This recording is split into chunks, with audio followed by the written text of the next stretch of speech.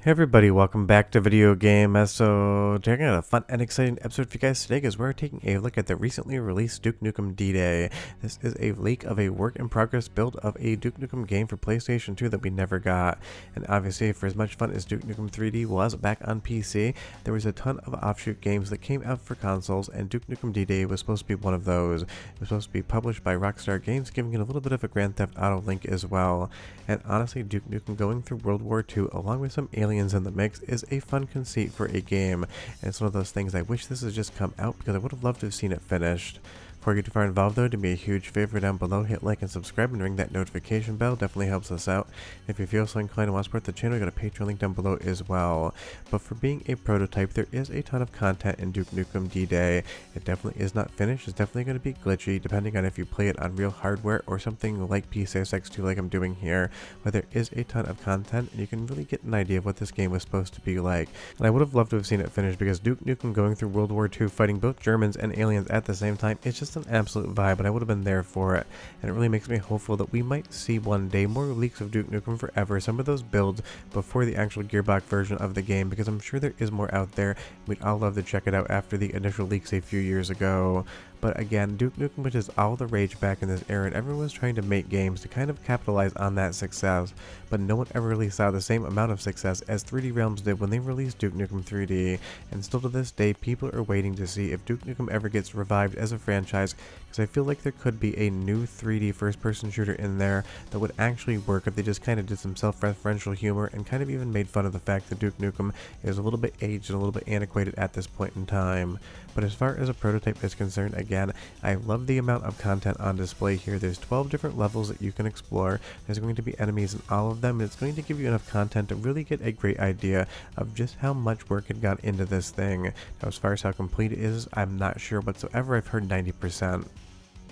But it's one of those things you can't really trust percentage statements because this thing could be level complete but still need maybe 6 months of a year to polish it up and actually get it ready for release, because there are a ton of graphical glitches in here. But the nice thing is, at least on the gameplay front, there is some fun to be had. All of the combat is fully featured. You obviously are in a third person view versus first person on Duke Nukem 3D, but you can actually trick the game via glitches to get to a first person viewpoint. You're just not going to see your weapon, and I will show you how to do that in just a moment. But the combat is solid and it really does have a lot of fun feel to it. Obviously, if you look at the skybox here, it's completely glitching out, as are a lot of the textures, and sometimes you're going to have to actually figure out how to progress in a level because it isn't really signposted well. So I feel like maybe these levels were close to complete as far as the design layout was concerned, but there definitely still seems to be some areas in which that could have been improved upon and iterated upon to give it a little bit better of a flow for the player. Now, as far as why this is cancelled, I haven't really read of any particular reason. Maybe the other two Duke Nukem 3D games didn't really sell well as far as these third-person ports are concerned, or maybe they just decided that the game wasn't shaping up the way they wanted and the energy was better focused on something else. It's one of those things, more often than not, when you actually talk about canceled games, there really isn't a justification or reason for why all of them are canceled. And obviously, I'm not sure, I'm not a World War II history expert, but I don't think alien spacecraft factored into that event whatsoever. But of course, in the world and universe of Duke Nukem 3D and Duke Nukem in general, you're going to have to fight some aliens, although these look completely different than any of the aliens we saw in Duke Nukem 3D, so lore-wise I'm not exactly sure where they come from because there really isn't any story in this build. You're Duke Nukem, you're fighting through World War II, that's all you need to know, but I really haven't found any cutscenes or story beats in the build that would really explain any of what's going on here, why Duke Nukem is in World War II, whether or not he traveled back in time to do it. I mean, it is just a video game. We don't need to really worry about too much of the story, especially for Duke Nukem, but it is kind of a curiosity to understand what exactly incited this and why Duke Nukem decided to go back to World War II in general, outside of the fact that that seems exactly like something Duke Nukem would do in his own universe, basically single-handedly win a war for the Allies and just move on with his day to become the Duke Nukem we know. Because at this point in time, there doesn't seem to be anything that Duke Nukem can succeed at if he sets his mind to, because in his own universe, he is an infallible character. He's basically the god of the entire world. And as far as this game's visual presentation is concerned, it actually is quite charming. It's got a lot of flair to it, and even though if we do have to deal with some of those graphical glitches, you can see that if this game had come out, it probably would have been a relatively good-looking version of the game. Can't say it would have looked anywhere near as good as some other games out there, but it does have its own vibe, and of course it's going to have an adult nightclub in it as well with 40's fine malt liquor on the wall. Because it is a Duke Nukem game, you have to get those Duke Nukem jokes and sound effects and everything else in there. And speaking of sound effects, I'm going to give you an air quote soundtrack sample because the game doesn't really have any music in it whatsoever, but it does have a fun sound effect vibe going on, and some of them are quite humorous. So go ahead and listen for about 45 seconds or so, and I'll be right back to show you more of Duke Nukem D-Day because there's a lot of levels I haven't featured yet, and honestly, a lot of them basically string together to make it seem like it would have been a really fun game. But here's the soundtrack sample, so go ahead and enjoy, and I'll be right back with a lot more.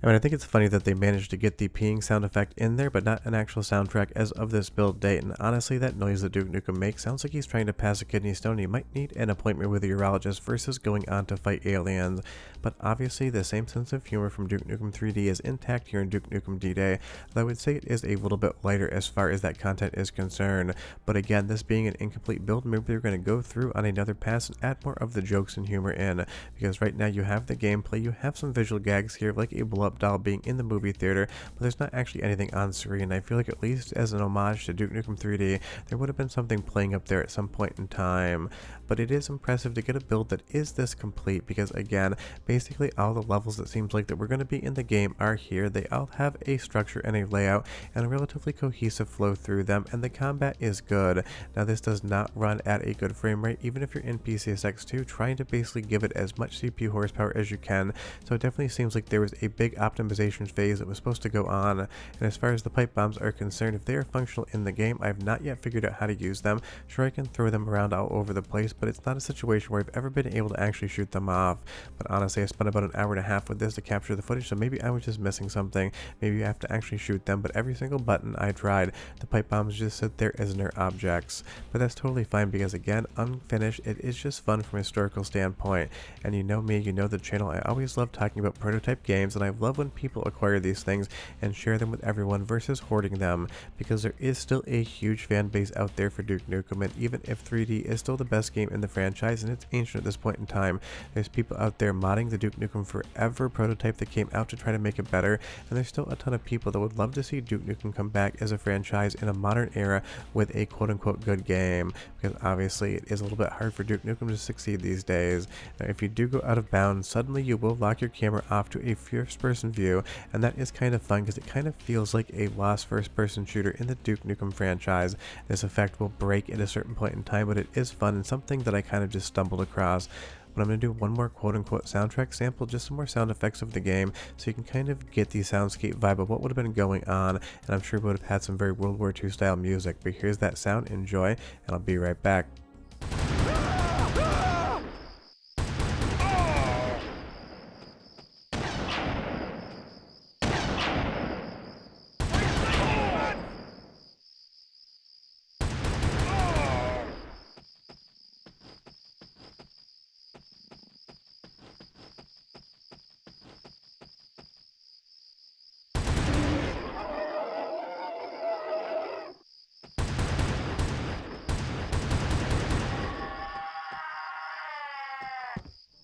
So I mean, you get some fun death sound effects and you get some crickets in the background, but honestly I feel like crickets are more for a very quiet night, and this seems to be anything other than a quiet night as far as what seems like downtown Berlin is concerned. But again, Duke Nukem going through World War II is a fun story idea, and I'm surprised that this game didn't actually come out. I feel like there was still an appetite back in the day for Duke Nukem stuff because it was still a popular franchise. It was only after the most recent version of Duke Nukem Forever basically killed Duke Nukem for everyone did people start making fun of it and stop loving it. And I love the fact that this game still still has that Duke sense of humor, because as we go to the Arctic level here, of course he has a full snowsuit to keep himself warm, but he still had to keep his arms out to show those biceps because it is Duke Nukem after all, and I'm sure he is impervious to frostbite. But honestly, if Duke Nukem D-Day had come out, it probably would have been a fun game. Definitely not one that would have been perfect, but it probably would have been like a high 70s, low 80s on a 100-point base score, and it is a prime example to be celebrated of just why video game preservation is so important, because there's hundreds upon hundreds of prototypes out there in collectors' hands,